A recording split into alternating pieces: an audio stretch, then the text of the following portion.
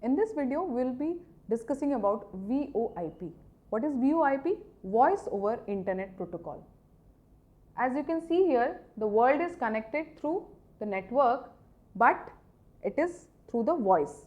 So let's see what is happening in VoIP.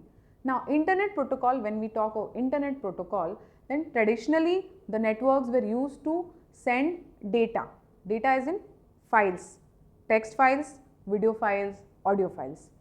But as the technology improved, then the quality of data being transferred over the internet also increased, and the price that was associated with communicating came down.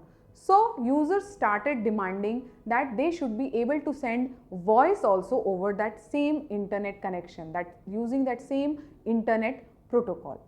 However, there is a small glitch there. The glitch is that voice is being sent as an analog signal.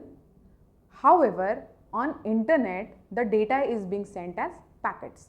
So what VoIP does, what the voice over internet protocol does is that it will convert that voice into data packets so that voice can travel.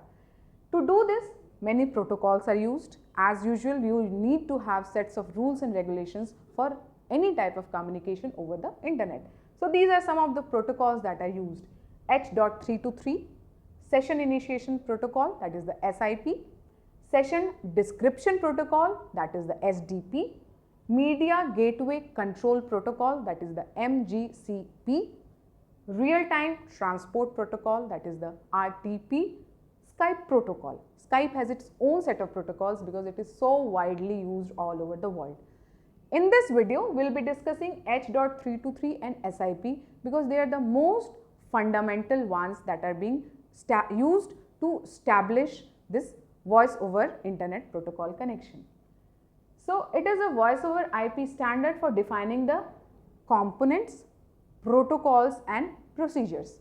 Basically, H.323, what it does, it defines the framework for conversion of voice into data packets so that it can travel over the internet. It provides real-time multimedia sessions.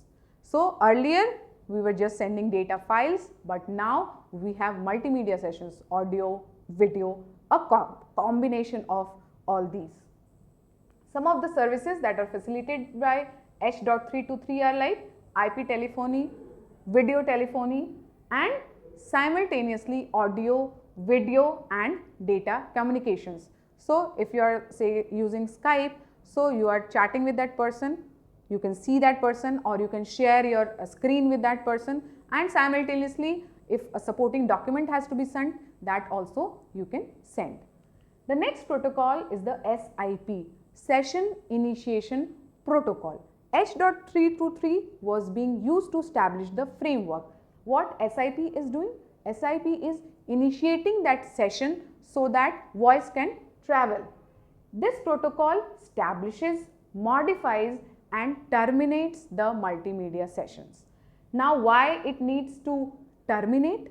As you can remember, when data packets are traveling, then in that case they can take different routes to reach its destination. But in the case of voice, it is sometimes like circuit switching. So established set of rules have to be there and established set of path has to be there between the sender and the receiver. That is done by the SIP. SIP also facilitates multi-party media sessions. What does that mean? That you can have a video conferencing between 5 people who are located physically at 5 corners of the world.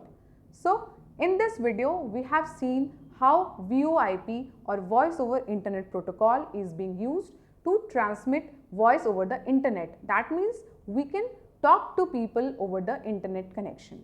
In the next video, we are going to see wireless technologies.